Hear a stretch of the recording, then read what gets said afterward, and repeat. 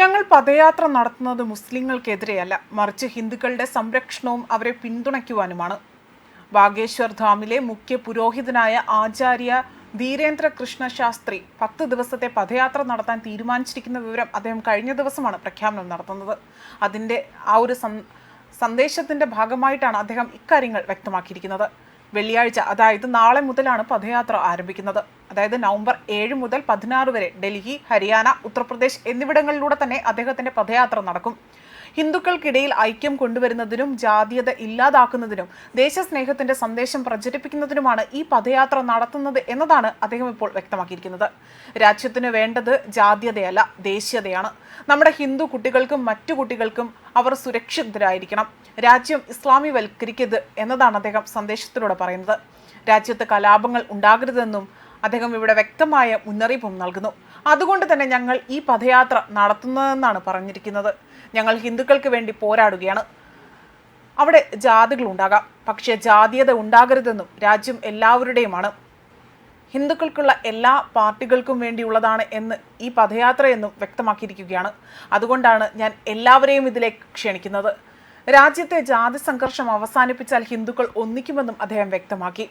കൂടാതെ തന്നെ ദേശീയ ഗാനവും ഹനുമാൻ ചാലീസും ആലപിച്ചുകൊണ്ട് തന്നെയാണ് ഈ പദയാത്ര ആരംഭിക്കുന്നതെന്നും ആചാര്യ ശാസ്ത്രി വ്യക്തമാക്കിയിട്ടുണ്ട്.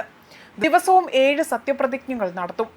അതുപോലെ 40,000 തീർത്ഥാടകർ തന്നെ ഇതിനോടകം തന്നെ ഇതിൽ രജിസ്റ്റർ ചെയ്തിരിക്കുകയാണ്. രാജ്യത്തിൻ്റെ എല്ലാ കോണുകളിൽ നിന്നും എല്ലാ തെരുവുകളിൽ നിന്നുമുള്ള ആളുകൾ ഇതിലേക്ക് എത്തിച്ചേരുന്നുണ്ട്.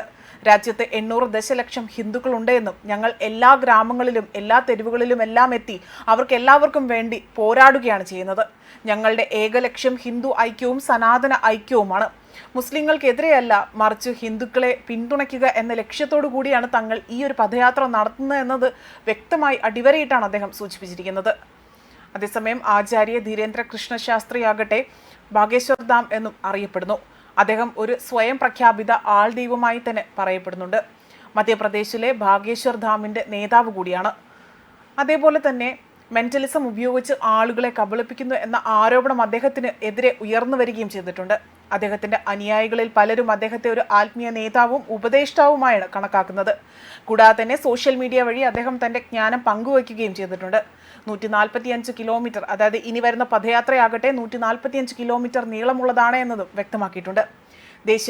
ദേശീയഗാനത്തോടും ഹനുമാൻ ചാലീസിനോടും കൂടിയാണ് ഇത് ആരംഭിക്കുന്നത്. ദിവസവും 7 പ്രതിജ്ഞകൾ എടുക്കുമെന്നും അതേപോലെ തന്നെ ഏകദേശം 40,000-ത്തിലധികം പങ്കാളികൾ ഇതിനോടകം തന്നെ ഇതിലേക്ക് രജിസ്റ്റർ ചെയ്തിരിക്കുകയാണ്. ഇന്ത്യയിൽ ഉടനീളം തന്നെ എല്ലാ കോണുകളിൽ നിന്നും എല്ലാ തെരുവുകളിൽ നിന്നും അവർക്കിത് വരുന്നു. 80 കോടി ഹിന്ദുക്കൾ ഈ രാജ്യത്ത് താമസിക്കുന്നതായും എല്ലാ ഗ്രാമങ്ങളും എല്ലാ തെരുവുകളിലും എത്തി ഞങ്ങൾ എല്ലാ കാര്യങ്ങളും അവരോടായി തന്നെ പറയുകയും ഹിന്ദുക്കൾക്ക് വേണ്ടി പോരാടുകയും രാജ്യത്ത് ഹിന്ദു ഐക്യം ഉറപ്പാക്കുകയും സനാതനധർമ്മം മുറുകെ പിടിക്കുക എന്ന ലക്ഷ്യവും തങ്ങൾ ഇവിടെ എടുത്തു പറയുകയാണ് ചെയ്തിരിക്കുന്നത്. ഹിന്ദുത്വത്തെ സ്നേഹിക്കുന്ന, സനാതനത്തെ സ്നേഹിക്കുന്ന, അതുപോലെ തന്നെ ത്രിവർണ്ണ പതാകയെ സ്നേഹിക്കുന്നവർ ഈ പദയാത്രയ്ക്ക് അണിചേരണമെന്നും അദ്ദേഹം ഇവിടെ പ്രഖ്യാപനം അല്ലെങ്കിൽ ഒരു പ്രസ്താവന നടത്തുകയാണ് ചെയ്തിരിക്കുന്നത്. ന്യൂസ് ഡെസ്ക് കർമ്മ ന്യൂസ്.